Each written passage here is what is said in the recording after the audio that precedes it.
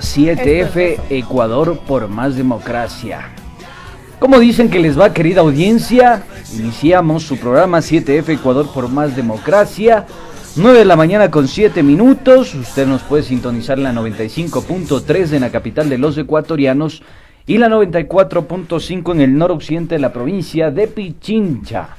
Usted no deje por nada del mundo de sintonizar su programa, porque vamos a hablar de algunas cosas que le va a interesar.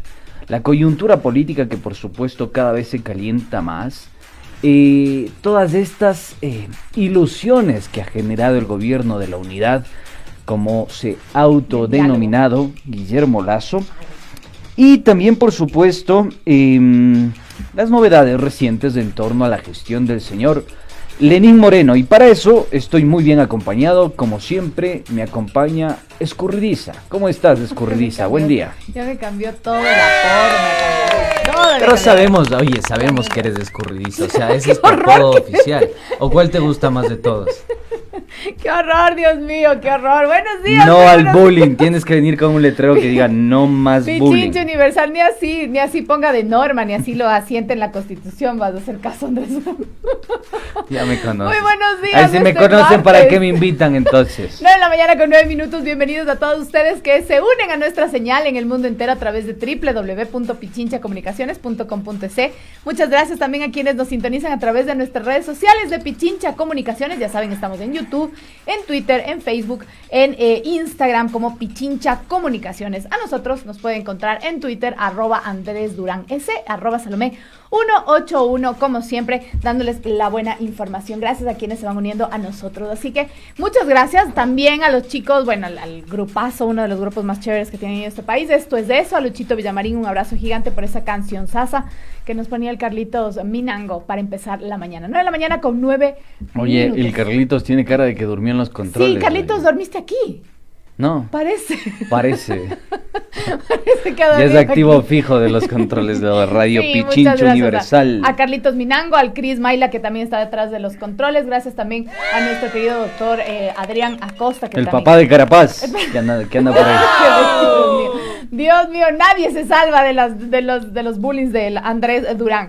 Y quería contarles y comentarles, como estábamos hablando con ustedes, haciendo un recorrido por los barrios de la capital especialmente, y queremos que también nos cuenten cómo están en las otras ciudades que nos sintonizan, en Ambato, cómo están también en la costa ecuatoriana, en la Amazonía.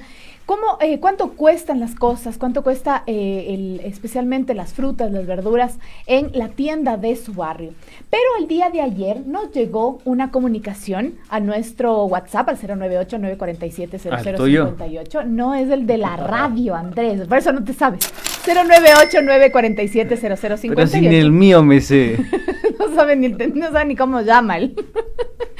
Por eso quiero contarles Es que yo sé que tú sabes dar tu WhatsApp, Carla, entonces ¿Cómo es mi WhatsApp? yo pensé que ¿Cómo era el tengo mi tuyo. WhatsApp? No, mis No. contactos están en mis redes sociales, pero obviamente No lo digas. No, pero ahí están. Bueno, entonces ya Tengo sabe, problema. pilas. Nos conocemos, nos entendemos. Escriba a ese Hablo con WhatsApp que ustedes. está en las redes Aquí sociales. estoy para escucharles. Escurridiza le atenderá siempre. Siempre, siempre. Un abrazo para ustedes. Yo feliz de comunicarme con ustedes, con nuestros oyentes, porque nos debemos a ustedes. Y por eso mismo quiero darles a conocer un audio de una amiga desde el Valle de los Chillos, que además de contarnos un poco sobre su barrio, ella decía que allá no han subido mucho los precios. Tú también me decías lo mismo. Ujú. También por ahí mi suegra me decía lo mismo, que no han subido los precios en Sangolquí. Sí, la mamá de mi novio. Ya. ¿Te das cuenta? Suegrita ¿Te das linda. cuenta? ¡Qué horror, qué Después horror! dice que por qué le hago bullying. ¿Te das cuenta? A quien le mando un abrazo enorme también. Me decían que los precios ¿Has sido de casada, Sangolquí... entonces? No, los precios de Sangolquí se han mantenido bastante iguales que en los meses anteriores, que no han subido. Más o menos, dice el Carlitos Minango. Sí, un poquito, subido un poquitito, pero tal vez no tanto como aquí en la ciudad de Quito. Pero una amiga del Valle de los Chillos, justo quería contarles, que hace una reflexión y quiere darles un mensaje a los tenderitos del barrio. Así que escuchemos lo que nos dice nuestra amiga desde Sangolquí.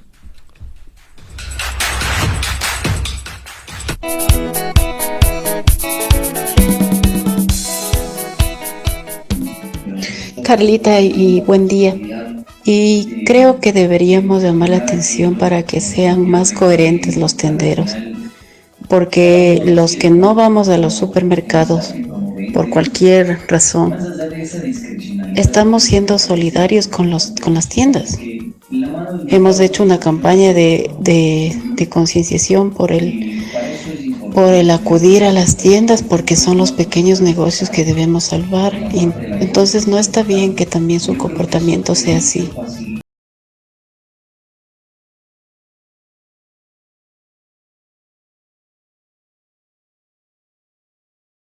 Mientras nos escuchaba, ¿viste? ¡Qué linda! Sí, qué linda. Muchísimas gracias a nuestra querida oyente. Y ahí va un consejo, un jalón de orejas también a esos tenderitos que a veces quieren pasarse de vivos, queriendo subir los precios sin razón alguna y haciéndose los vivos. ¿Te acuerdas que el día de ayer poníamos el mensaje de una amiga de Pizulí que nos decía que el tendero del barrio, el del señor de la panadería, decía, si no quiere que el pan le cueste más, tiene que llevar el azúcar y el café.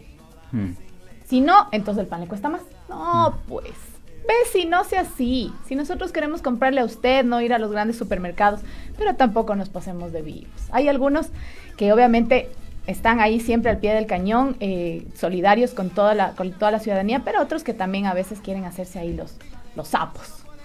Oye, sobre este tema, una brevísima reflexión. Hay un pasaje bíblico, yo no es que sea creyente del todo, yo me autodenomino como agnóstico, pero un pasaje de la Biblia, y la Biblia tiene pasajes muy interesantes, con mucho contenido social, político y hasta económico. Literario, ¿no? Literario, por supuesto, pero hay un pasaje que es bien interesante. El que es fiel en lo poco, es fiel en lo mucho. Muchas veces esas personas que no son fieles en lo poco, cuestionan, critican, califican, adjetivan supuestos o presuntos actos de corrupción, sin que hayan incluso sido juzgados, sancionados. Y resulta paradójico escuchar a esos que no son fieles en lo poco. Pongamos ejemplos tácitos para que ustedes también lo puedan entender y dimensionar. Digo, no estoy generalizando, pero uno se sube a veces, hay algún taxista avesado, ¿no? Y no te cobra lo que marca el taxímetro. O el señor que se mete o se cola en la fila y que no respeta la fila en el banco. Así es. O algunas vivezas criollas que permiten de alguna forma ponernos al margen de la ley, del código, de la ética, de la moral. Entonces yo sí creo que esas personas que no son fieles en lo poco son las que más cuestionan los presuntos o supuestos actos de corrupción. Entonces aquí entendemos con absoluta claridad, Carla, y trae a colación perfectamente lo que sucede con los tenderos, con algunos tenderos avesados, ¿sí? Timadores, aprovechadores, abusivos, porque a pesar de las condiciones tan difíciles que enfrenta la población, se permiten la especulación. O se permiten malversar de alguna forma la propia dinámica del mercado, del comercio, ¿no? Y eso yo sí creo que hay que cuestionarlo, porque el que es fiel en lo poco es fiel en lo mucho. Entonces, si usted el día de mañana pretende constituir su gran empresa, le va bien en la vida, amasa ese capital que es tan necesario para que usted emprenda, y si lo hizo bien en el inicio cuando tenía poco, en la práctica cuando tenga, digamos, abundancia, también lo va a poder hacer bien. Va a ser fiel en lo poco como va a ser fiel en lo mucho. Y yo creo que es algo que tiene que ser parte de la esencia del ecuatoriano. Entonces cuando a veces cuestionamos, pero no somos fieles en lo poco, nos metemos en la fila, nos colamos en la fila, no cobramos lo que está establecido, abusamos, especulamos, utilizamos la viveza criolla para malversar cualquier cosa. Entonces, ¿por qué cuestionamos la corrupción? La corrupción es un malestar cultural. La corrupción está en la casa, en el seno familiar, en las prácticas de cada individuo, de cada colectivo, de cada sinergia de la sociedad. Entonces a mí me parece que mucho cuidado con eso. porque yo le he percibido bastante. Sí. Y alguna vez te contaba, ¿no? Sí. Algunos colegas en la presidencia, no voy a dar nombres, tenían unas prácticas bastante cuestionables, dudosas. Y eran los que primero se autodenominaban revolucionarios.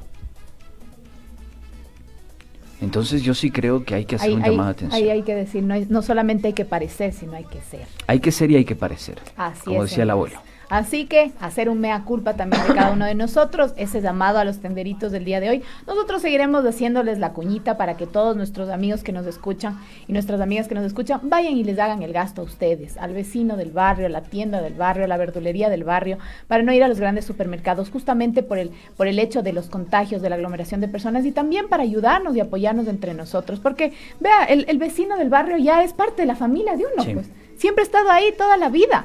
Entonces, ¿cómo no les vamos a hacer la cuña? Pero también tienen que poner de parte y no hacerse los vivos, justamente con quienes más les acolitan y les quieren, que son sus vecinos. Entonces ahí, un abrazo gigante para todos ustedes también y esa reflexión de esta mañana. 9 de la mañana con 19 minutos, ya nos vamos rapidito con nuestro segmento del pajarito azul.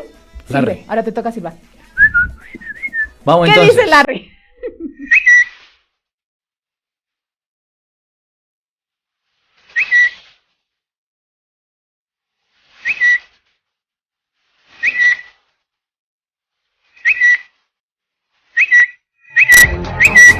¿Qué dice Larry?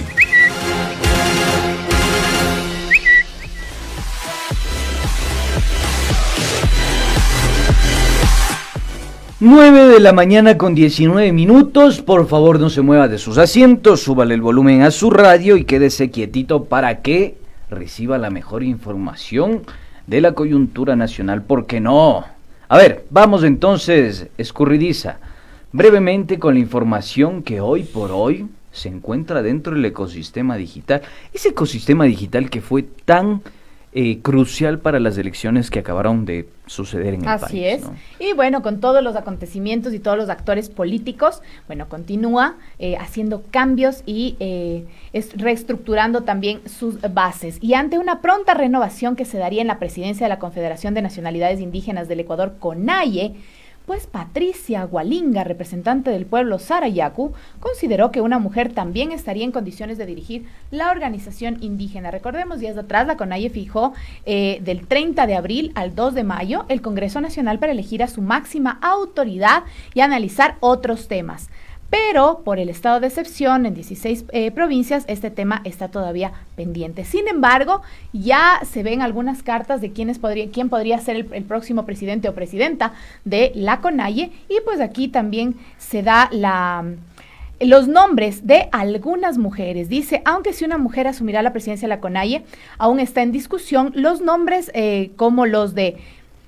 Nos ponen aquí Rocío Cachimuel, Pacha Cabascango, Nina Pacari, Blanca Chancoso y María Andrade ya suenan entre las aspirantes a reemplazar al señor Jaime Vargas, de quien Gualinga prefiere no calificarlo como traidor, sino que simplemente perdió el rumbo. Esto es en una entrevista que está publicada en nuestro portal de Pichincha Comunicaciones para que ustedes lo pueden ampliar. Recordemos que el señor Jaime Vargas no salió, como es muy bien que digamos, de la CONAIE después de todo, de su gran apoyo que dio a uno de los candidatos de la presidencia de la República. El señor Jaime Vargas, le dijeron, vaya nomás por la sombrita. Entonces, al parecer, ahora va a empezar a hacerse una nueva presidencia de la CONAIE. Estaremos pendientes, probablemente sea una mujer indígena. Sí, más allá de, digamos, la cuota, que yo sé que tú siempre estás preocupada por la representación femenina, y es bueno, saludable, pero más allá de la cuota o que el rostro femenino aparezca en alguna representación de la sociedad civil, más allá de eso, yo creo que sí hay que hacer un cuestionamiento al respecto de lo que está sucediendo hoy por hoy en el movimiento indígena ecuatoriano. Hay una clara disputa. El día de ayer, no sé si recuerdas, Carla, nosotros teníamos el gusto de conversar con el historiador Juan Paz y Miño. Súper interesante, además de entrevista. Paz y Miño, no Paz Miño. Paz y Miño. Ya me aprendí. Y con él conversábamos y él nos decía, a ver, el movimiento indígena es tan heterogéneo, así como existen representaciones e identidades de izquierda, también hay las otras. representaciones de identidades de derecha, de un modelo más afincado a lo neoliberal. Y él citaba un momento histórico en el país que fue bastante interesante también, la particularidad del mismo. Una constitución que se creó en 1998, allá en Sangolquí, a puerta cerrada, en la que participaron congresistas, ex dirigentes del Partido Social Cristiano, también por supuesto miembros relacionados con Yamil Maguad, y una constitución que fue bastante progresista en derechos civiles y bastante regresiva en derechos económicos o socioeconómicos e institucionales. Y en ese contexto se ven unas claras conquistas por parte del movimiento indígena en cuanto a derechos y garantías a ese sector. Recordemos que la protesta social del movimiento indígena ecuatoriano con fuerza digo yo, empieza en 1994. Después de esa declaración del Frente Zapatista de Liberación Nacional, que ya prácticamente rompió fue un parteaguas y posibilitó una resistencia a ese modelo neoliberal y a ese consenso de Washington que se venía perifoneando e instrumentalizando con fuerza en toda América Latina. Y en ese contexto de bastante conflictividad, recordemos el rol que tuvo la CONAIE en los paros de 1990, acá en el país, con la arremetida neoliberal, con el intento de privatizar algunos patrimonios del Estado y de todos los ecuatorianos. En ese contexto es que emerge el protagonismo de la CONAIE, del movimiento indígena más considerado y calificado por los analistas como el MIE, el poderoso movimiento indígena ecuatoriano, referente de la resistencia a nivel latinoamericano.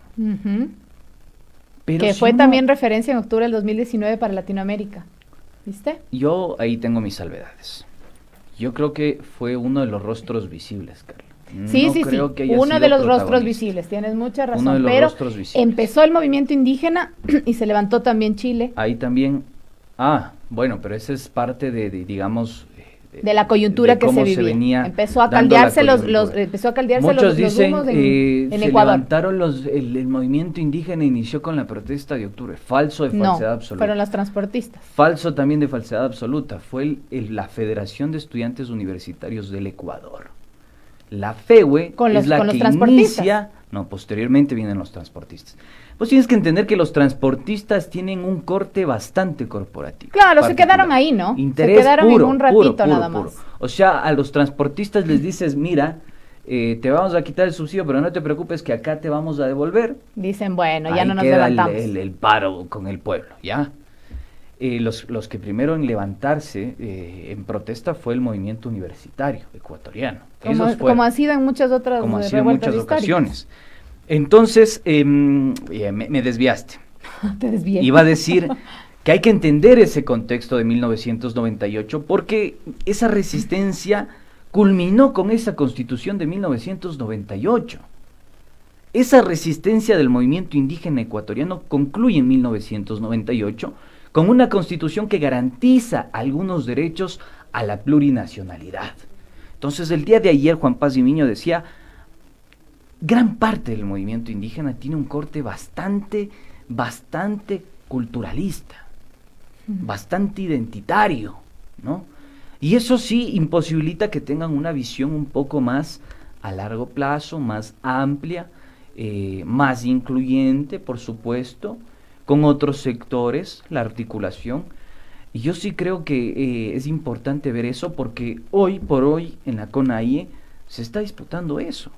Los diferentes brazos, identidades, fracciones están disputando la conducción de un movimiento que puede posibilitar una nueva lógica endogámica a lo interno del propio movimiento o la apertura y por ende la alianza con otros sectores políticos, ideológicos y económicos del país, que yo podría calificar con del centro hacia la izquierda. ¿Tú crees, Andrés, que la CONAIE vaya a cambiar su rumbo o su forma de participación política si es una mujer la que llega a la presidencia?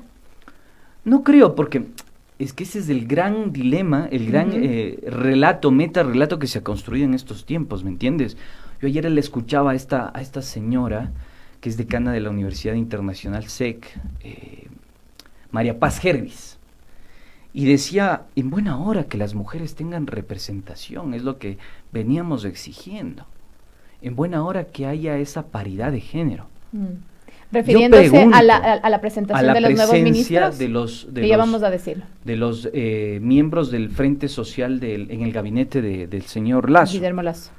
Entonces, pero yo no sé si con eso alcanza, ¿me entiendes? Si simplemente es la paridad por la paridad, o qué representa y qué expresa esa paridad. Es que ya va mucho más allá el análisis, porque ya no es solamente una nota de que, claro, se presentaron el día de ayer, por ejemplo, los primeros 8 ministros del Frente Social, de los cuales 5 son mujeres. Pero mucho más allá de que sean mujeres, y yo aplaudo un montón, que creo que tal vez también es una respuesta a las críticas que se hicieron en esta primera reunión que hubo de la transición de gobierno, donde solo se vieron hombres, y obviamente hubo una explosión de la opinión pública haciendo una crítica a los dos gobiernos, al que sale y al que entra, de que hay solo hombres. Entonces tal vez es una respuesta a esto. Ahora espero que realmente esa respuesta sea una respuesta a las necesidades de todas y todos los ciudadanos, no sea solamente es que vamos a poner a una mujer porque para que las mujeres estemos tranquilas. No, sino que realmente espero que además de haber estado viendo los perfiles, sean realmente las personas idóneas para dirigir esas carteras de Estado. Porque la idea de que sea hombre o mujer, la idea es que haga lo que tiene que hacer y para lo que está en ese puesto. Es una responsabilidad enorme. Por ejemplo, tenemos a mujeres en el Ministerio de Inclusión Económica y Social, que tiene una tarea titánica en estos momentos. En el Ministerio de Salud también va otra mujer. En el Ministerio de Cultura también está otra mujer que tiene además una carga enorme por toda la deuda que se tiene con la cultura de años anteriores. Está también el Ministerio de Educación, María Brou también, que es otro frente que tiene muchos retos que tiene que cumplir, y también Bernarda Ordóñez, que está ahora en la Secretaría de Derechos Humanos. Entonces, un breve comentario. Son tareas titánicas que les toca a estas mujeres en estos momentos. Sí, Carlita, yo estoy de acuerdo contigo, son tareas titánicas. Ahora el tema es a qué representa y qué expresa. Esa es la pregunta. Vamos a ver cuáles son los resultados y cómo lo manejan. No, es que, verás, a mí me parece que hay un claro manejo. Hay una clara tendencia. No sé si manejo porque todavía no entra en funciones, pero sí una tendencia. Y esa tendencia es bastante importante también mencionarla, decirla, ampliarla, amplificarla. Por ejemplo, ¿qué dijo la señora Mae Montaño, hoy ya ministra de Inclusión Económica y Social, en su momento sobre María Paula Romo? Fíjense ustedes, y esto es lo que, digamos, no se comenta. Dice textualmente Mae Montaño el 5 de septiembre de 2018. Seguramente con la nueva ministra María Paula Romo, Glass perderá sus privilegios y será enviada a la cárcel de La Tacunga. Estaremos esperando. Entonces, yo me pregunto, ¿alcanza con la paridad de género? ¿Alcanza con la paridad de género, estimadas mujeres? A eso me refiero, exactamente. Ya. Entonces no alcanza con la paridad de género. ¿Por qué? Porque si decimos que las más ladeadas en estos contextos socioeconómicos de clara vulneración de derechos en un ambiente neoliberal son las mujeres. Esta mujer quizá puede expresar de alguna forma esa economía del cuidado, la reactivación económica, la justicia social, los casos de feminicidio, puede quizá. Esperemos Demos que del sí. beneficio de la duda, Yo espero esperemos que sí. Yo espero que sí. Pero que no, las trayectorias biográficas demuestran ya nos dan a dudar, generan. Pero le ponemos toda la buena fe para que justamente sean varias mujeres las que estén en el frente social y que realmente encontremos soluciones a lo que sucede. Y otra característica, Carla, no me censures, por favor. No te censuro. Otra característica de lo que sí quisiera mencionar, y es importantísimo, y ahí hay que ponerle, como dice la Carla, ojo de chícharo, es que todos los miembros del Frente Social del señor presidente electo Guillermo Lasso tienen una maestría en administración de empresas. No es un dato menor, Ustedes dirán, pero ¿y qué pasa? ¿Por qué esta gente que va a manejar el Frente Social, Ministerio de Inclusión Económica y Social, la Secretaría de la CENESID, sígale sumando el Ministerio de Vivienda. ¿Qué más? ¿Qué más hay ahí? ¿A quién más tenemos por ahí? De los ministerios de... Sí, del Frente Social. Bueno, educación, todo el salud, derechos. Salud también. Inclusión social, justamente. Derechos humanos. Toda esa gente que va a manejar un área tan vulnerada en estos años, tienen una maestría en administración de empresas. Entonces ustedes dirán, pero ¿y qué pasa con eso? Acá hay un dilema muy simple, muy sencillo. Yo lo quiero compartir con ustedes. El dilema es, ¿el Estado resulta ser una simple administración de empresas? La administración del sector social del Estado resulta ser el equivalente a la administración de empresas. Yo creo que hay gente mucho más preparada en el área social.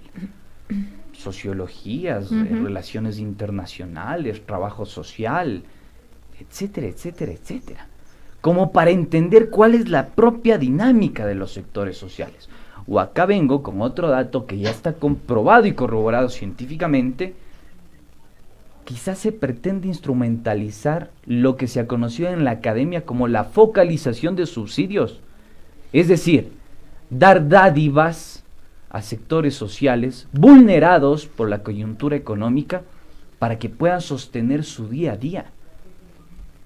Yo no sé hasta dónde nos pueda beneficiar eso. Ojo, y lo estoy diciendo en función de la evidencia empírica que existe. No estoy diciendo que este gobierno vaya en ese sentido, esperemos que no, pero sí me parece que es algo que puede dar un beneficio de la duda. ¿Por qué todos los miembros del sector social tienen una maestría en business, en administración de empresas? ¿Eso garantiza que el sector social ecuatoriano tenga una visión más humanista?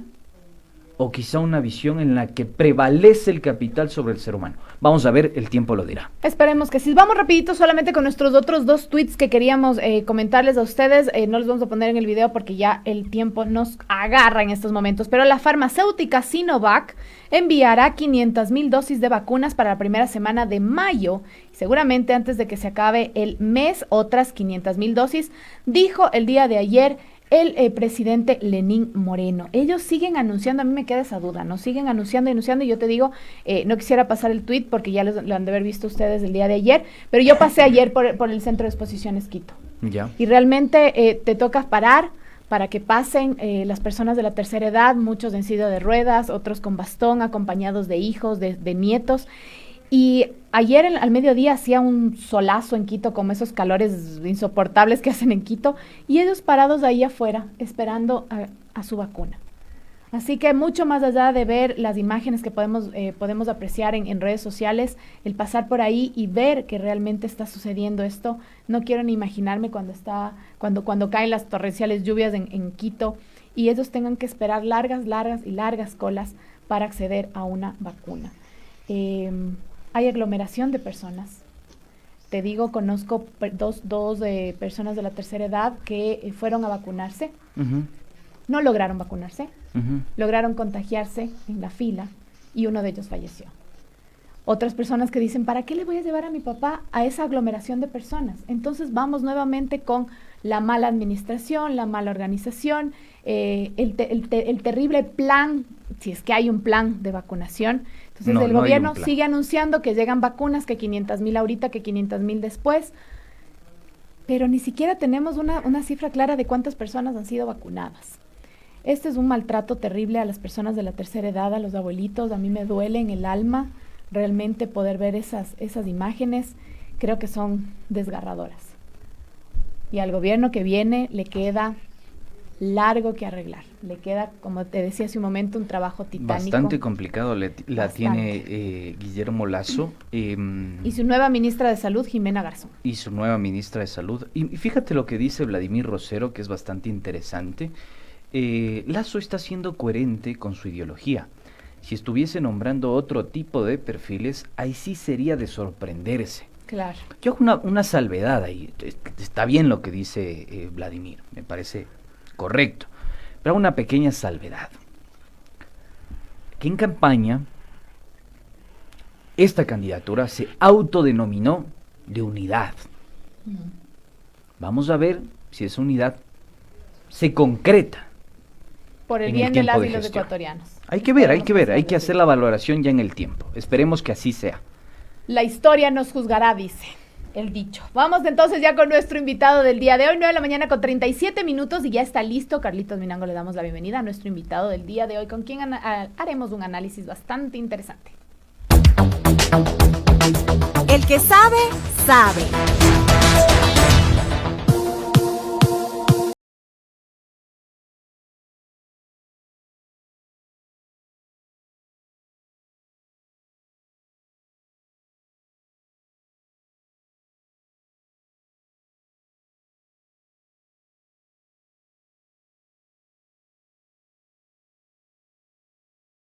Invitado de primera, colega, amigo, el señor investigador economista, maestrante en sociología de la Flaxo, es investigador por supuesto, es pana de la casa, el señor Jonathan Báez.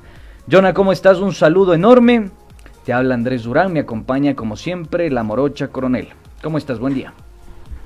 Buen día, mi querido Andrés, buen día, mi querida Carlita, pues un honor estar participando nuevamente aquí en el 7F. Yo esperaba que siga cambiando el nombre del programa conforme había nuevas elecciones, así que esperaré las próximas de 2023, ¿no? 21, 23. Claro, es que el rato menos pensado va a caer en una fecha así, esperemos que así sea. Bueno, pues un saludo, quiero decirles que muchas gracias por esta invitación para el Instituto de Investigaciones Económicas de la Universidad Central del Ecuador, así como Pichincha Universal es una radio pública, pues para la Universidad Pública es un honor compartir estos espacios. Estaba escuchando el programa con lo que estaban iniciando. Yo quisiera hablar unas 3 puntualizaciones, me parecen interesantes decirlas, con lo que decía Andrés, ¿no? Con el tema de este perfil, estas trayectorias administrativas que tienen, trayectorias profesionales, perdón, que tienen los perfiles que en este momento el gabinete, ¿no? Nosotros hicimos una investigación junto con el Instituto de Investigaciones Económicas y Flaxo también, en la que tratamos de ver a qué espacio social de pertenencia, mundo social de pertenencia,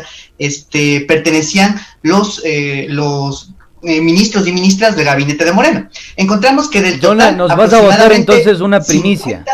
60% correspondían al sector privado. ¿Qué implica esto? ¿O qué es lo que sucede con esto? Es que al final de cuentas, estas personas solamente terminan beneficiando a su gremio y no a otros. Estos son estudios que, por ejemplo, en Argentina, cuando llegó Macri con una propuesta totalmente empresarial, también tenía. Y una cosa también interesante es pensar cómo en el gobierno de Macri, aproximadamente el 35% eran estos ministros, pero en Ecuador estos niveles llegan al 40 y al 60, es decir, 6 de cada 10 ministros habían tenido o sido gerentes generales de una empresa, es decir, van con estas nociones no solamente de que el Estado se maneja como una empresa, sino que tienen que en el Estado beneficiar a su empresa. En ese sentido tenemos el caso de Campana beneficiando al Grupo Novis, tenemos el caso de Ledesma beneficiando al sector bananero, y tenemos así un sinfín pues de historias más, ¿no? Y tenemos en cambio el espacio gremial que fue el Ministerio de Economía y Finanzas con Martínez, que su trayectoria venía del Comité Empresarial Ecuatoriano y que terminó beneficiando ahí. Y es interesante pensar cómo el equipo también del comité está en este momento en el Ministerio de Finanzas y sigue haciendo de las suyas, beneficiando pues al sector privado desde el Estado, y pues me parece que eso es algo que es interesante ver. Los mandos altos se van a cambiar, pero quizás esos mandos medios altos permanezcan y sean la continuación y sean la prueba número 1.000.000 de que hubo un cogobierno entre Lasso y Moreno, ¿no? ¿Qué tan prueba de eso es? Que la ley que aprobaron de privatización del Banco Central pues finalmente es parte del programa de Lasso del año 2017, está en la página 43. Otro punto también me parece importante, hablaban sobre el movimiento indígena. Recordemos que el Pachacutic no nace en el 96 y me parece que hay una suerte de entendimiento de cómo insertarse en las estructuras del Estado. Esto le permite a estos agentes pues ya una suerte de un cambio entre cómo se hace la lucha, ¿no? Recordemos que autores que han investigado el tema del movimiento indígena muestran cómo hay un cambio de luchar por la tierra. Recordemos el glorioso FEI, lo que representó cuando había el Guasipumo, cuando habían las haciendas. Se hace un cambio ahí fundamental y ahora se lucha por este Estado más plurinacional, ¿no?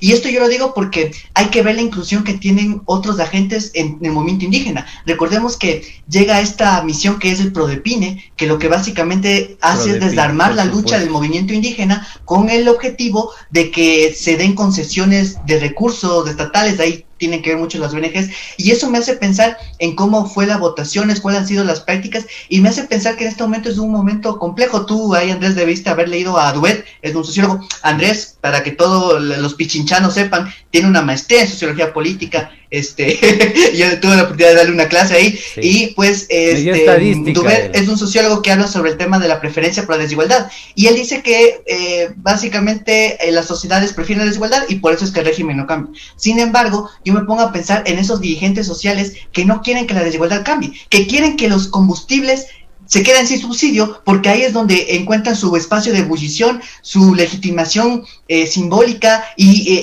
vivir de la lucha del camino es el justificativo para preferir la desigualdad, porque ahí es donde proliferan pues sus conexiones, redes, donde tienen espacios mediáticos, y mientras que si se cambia la desigualdad y ya no hay, ahí sí se quitan los espacios. Eso también pasa con la academia, ¿no? Oye, Jonathan, ya que te embalaste y botaste una avalancha de información, yo quiero que aterricemos, yo quiero que aterricemos un chance nomás, hermano, por favor. Efectivamente fue mi profesor en estadística, este tipo es un genio en regresión múltiple, así que a quien agradezco enormemente. A ver, algunas apreciaciones sobre lo que acaba de mencionar Jonathan, que quisiera generar la interrogante respectiva. En todas estas trayectorias, estas biografías de los miembros del gabinete del Frente Social del señor electo Guillermo Lasso, hay una clara variable determinante, ¿no? Que vienen de un círculo que no está tan afincado a lo político, a lo social, sino más bien a los agentes privados, a la capitalización de esos recursos en otros sectores empresariales. Yo consulto, Jonah, y ahí también planteaba esta posibilidad, ¿no? Quizás creas tú que hay la posibilidad de que en el gobierno del señor Guillermo Lasso lo que se instrumentalice es justamente la focalización de subsidios, más no la discusión de las condiciones de vida de las personas, es decir, esto que ya conoce históricamente América Latina, que es las dádivas para generar, digamos, núcleos clientelares, más no discutir sus condiciones de vida, ir a temas estructurales. Según tu balance como investigador, ¿crees que hay la posibilidad de que vuelva a suceder eso en el Ecuador? Me parece que es totalmente plausible, ¿no? Si nosotros vemos las trayectorias profesionales, lo decía Andrés, también lo decía Carlita, vienen de un mundo del management, ¿no? Hay una investigadora que se llama Florencia Lucci que analiza la era del management, en la que se plantea cómo siempre que estos personajes vienen con esta formación de un grupo social, lo que se hace es ver a las personas del pueblo con esta noción de meritocracia, es decir, con privilegio, es decir, las personas son pobres porque quieren, no porque hay condiciones estructurales. Entonces, cuando uno va a atender las necesidades sociales, en realidad lo que se hace es escasear los recursos, porque estos tienen que ser beneficiados solamente para inyectar recursos arriba, ¿no? En una pirámide social a los de ingresos más altos, porque hay la teoría de que si es que llegan muchos recursos a los más ricos, esto se va a diseminar entre la sociedad, cuando vemos que es totalmente mentira. Entonces, estos profesionales lo que hacen ciertamente es llegar y en lugar de pensar en un esquema social con el mismo nivel de planificación, uno primero para atender las necesidades de un país, no primero ve cuánta plata tiene, sino ve la necesidad social que existe, la desigualdad, la pobreza, la miseria, el empleo, y después ve cómo conseguir los recursos. Aquí se hace lo contrario, ¿no? Con el gobierno de Moreno, eso sobre todo, y con el ministro Martínez como a la cabeza del Ministerio de Economía. Lo que se hacía es ver cuánto se tiene y lo que alcance, y si es que alcanzamos a a dar el bono a 10, en buena hora. Si es que alcanzamos a 8, también, no se quejen. Entonces, ahí vemos cómo no se ponen las necesidades sociales como jerarquía, y me parece que esto también apunta a las jerarquías que tiene un gobierno, ¿no? En medio de una emergencia sanitaria, a ver, o atiendes la emergencia sanitaria salvando vidas o pagas deuda externa. prepagas deuda externa. Me parece que la jerarquía se vio muy visible y pues finalmente se terminó pagando esta deuda externa como tal. Entonces ahí estamos viendo cuáles van a ser un poco las jerarquías que tiene el gobierno, ¿no? Imagínense en este mismo gobierno, ¿no? ¿Cómo es posible que en lugar de discutirse sobre una ley para salvar vidas, para dotar, construir un hospital de emergencia rápidamente, alguna situación así que salven las vidas de los ecuatorianos y ecuatorianas, se estaba discutiendo cómo se privatiza el Banco Central, en una ley que para nada cuida la dolarización? Esas es las jerarquías que tiene un gobierno empresarial. Un gobierno empresarial está apuntando siempre a ver cómo aumenta las fortunas de sus bolsillos en lugar de pensar en la sociedad. Yo créanme que estoy esperando con toda la voluntad que este programa de vacunar a no sé cuántas personas de los primeros 100 días, no sé qué, no sé cuánto, se dé, porque eso es lo fundamental. Pero al mismo tiempo estoy escuchando cómo en este momento se está planteando hacer reformas tributarias, se están planeando cortar impuestos, y nuevamente viene esta noción de cuál es la formación de estas personas que entran a los ministerios. Como ya mencionaba, el tema del management, ¿no? El tema del ganador, el tema... yo no sé si ustedes han visto, hay series que se llaman Tiburón, ¿no? Shark Tank.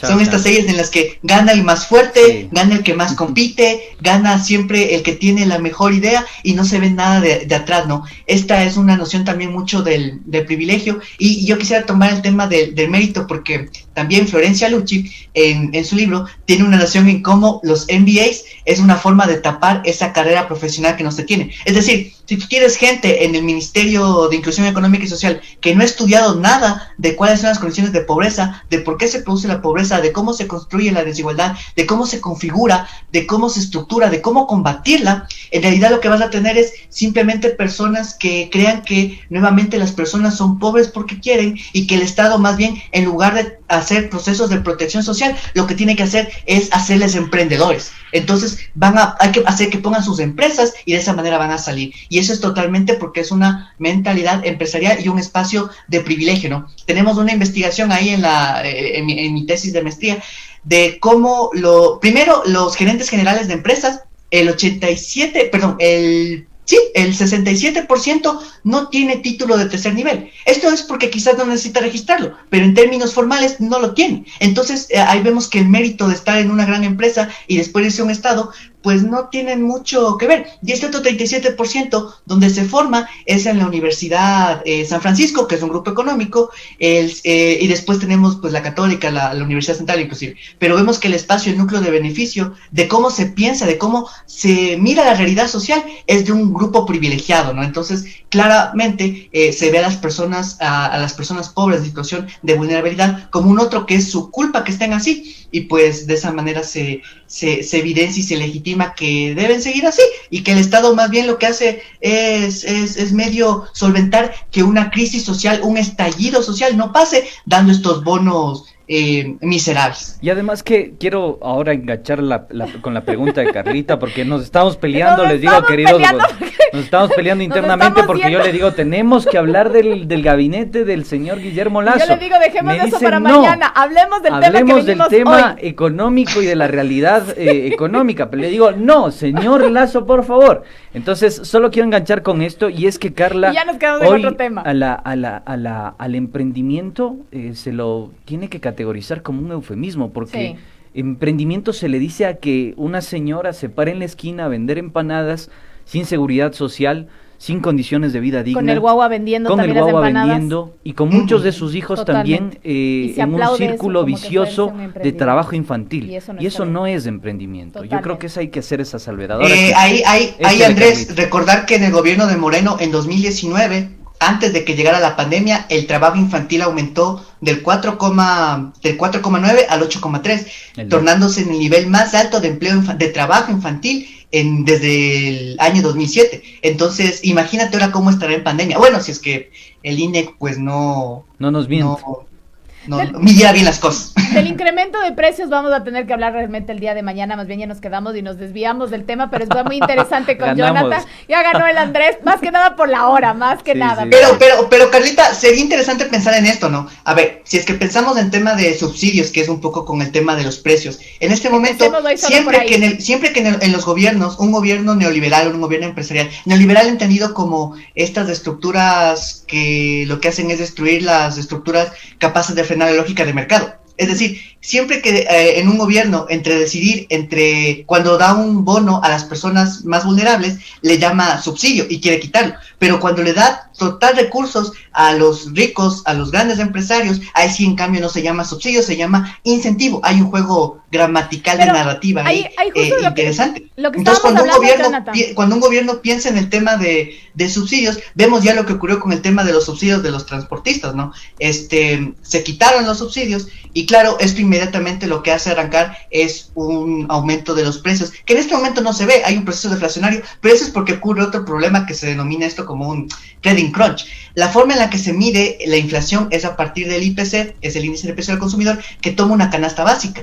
Pero ¿qué pasa cuando a esos productores no se les está reconociendo un aumento o el verdadero precio de sus productos, pero en cambio los costos que tienen son mucho mayores? Entonces, tal vez la inflación no se ve reflejada en los precios en los que adquiere una persona, pero sí para los productores, y eso puede decaer en que hay una quiebra masiva de estos productores, y claro, ellos para poder solventarse tienen que vender a los grandes grupos económicos para un poco solventar esta situación. Y otro dato interesante es que siempre para analizar el costo de la canasta básica, y si es que nos alcanza a los ecuatorianos, se toma en cuenta un hogar de 4 miembros con 1.6 perceptores del hogar, con tanto despido, desempleo que es parte se provocó por los acuerdos ministeriales del Ministerio de Trabajo, que decía que había que defender a los empresarios, pues al final de cuentas en este momento ya esa medida ha cambiado. Pero un análisis más fino de ingresos promedio te muestra que la brecha entre el ingreso promedio y la canasta básica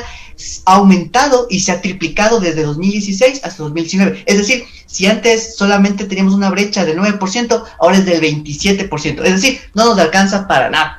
Estimado Jonathan, vamos a dejar el tema del incremento de los precios para el día de mañana, porque definitivamente ya no lo hablamos del día de hoy. Pero estábamos hablando justamente de lo que yo te quería preguntar desde hace un rato, y es que hablamos de un nuevo gabinete, y lo hablamos hace un momento con Andrés, y hay varias mujeres en el gabinete social especialmente.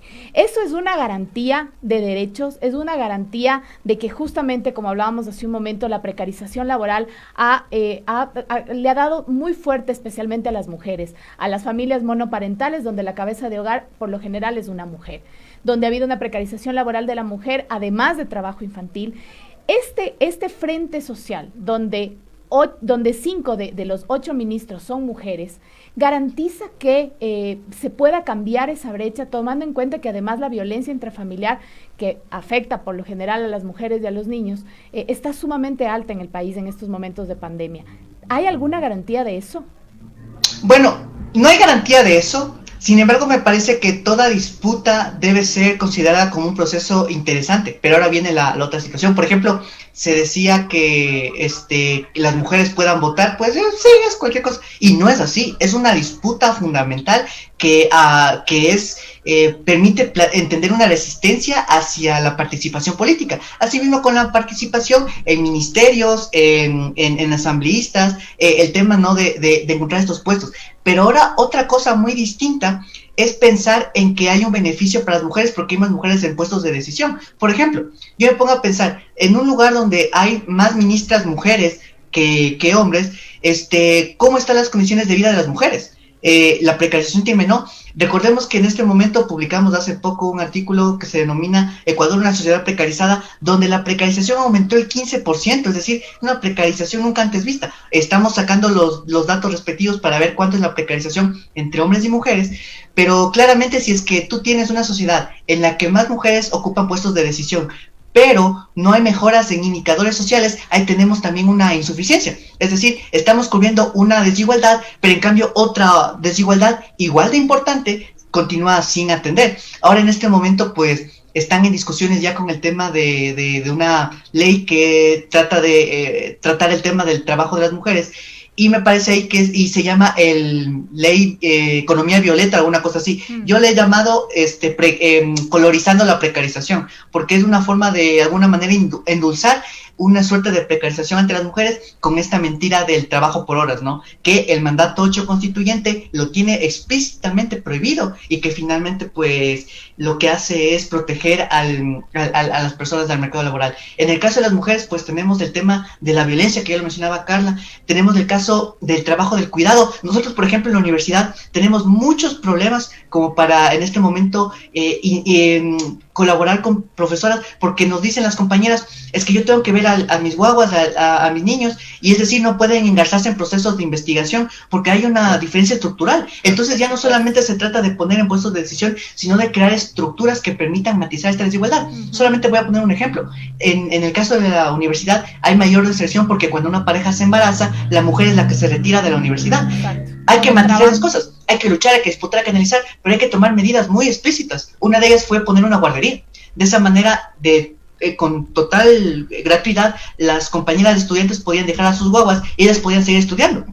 Esto garantizaba que adquieran una educación universitaria y que pues en el mercado laboral haya mejor remuneración. Pero claro, tomen en cuenta que en la Universidad Central eso pasó pues relativamente porque tenemos 2 vicerrectoras. Y en este momento la Facultad de Economía tiene una decana y una vicedecana. Es la primera vez en la historia que estamos bajo el mandato de dos figuras femeninas muy buenas, brillantes, para manejar la facultad, pero vemos estas cosas que pasan con las investigadoras. En cambio, ven cómo ahí no necesariamente que estén ahí en la autoridad implica que se mejore la situación, y en eso hay que disputar, hay que seguir nivelando procesos, y desde luego por eso que en el Ministerio de Lazo haya muchas mujeres, pues no implica nada. Recordemos que la élite económica que elude impuestos, que tiene paraísos fiscales, también se encuentran mujeres. ¿O acaso no hay mujeres en la burguesía? Pero también recuerda que Finlandia, que es el país más feliz en el mundo, está liderado por 5 mujeres. Entonces, Finlandia liderada por mujeres, pero porque tiene una estructura en la que funciona de una forma en la que el bienestar de su población, los impuestos de la riqueza, los impuestos de las grandes fortunas, el mercado laboral es cuidado. Así que no solamente tienen que ser mujeres, tienen que ser mujeres ligadas al bienestar común y bienestar general. Todos los países nórdicos tienen esa posición. Incluso, Caleta, me parece interesante pensar cómo hay espacios en los que a veces lo que se considera como derecha o conservadurismo en los países nórdicos están en puestos de autoridad, pero la posición de intolerancia a la desigualdad hacen que no tengan que tomar medidas. Pues, mi querido Jonathan, nos quedamos cortísimos de tiempo, te agradezco metralleta un montón. Te dicen, metralleta va dicen, hermano, para que sepas. Gracias por desviarnos del tema de hoy. Te agradecemos muchísimo, Jonathan. Muchas gracias, cuídense mucho, un abrazo. Abrazos, amigo, cuídate. Muchas gracias. Nos desviamos del tema. Nos agujerió. Se acabó. La próxima nos levantamos y nos vamos. Sí. Queremos agradecer a toda la audiencia que ha sintonizado, por supuesto, 7F. Un montón de mensajes. Ecuador por más democracia. No se olvide seguir enganchado en la señal de Pichincha Universal con nosotros hasta el día de mañana. Recuerde, usted y solo usted tiene las conclusiones. Nos escuchamos y nos vemos el día de mañana.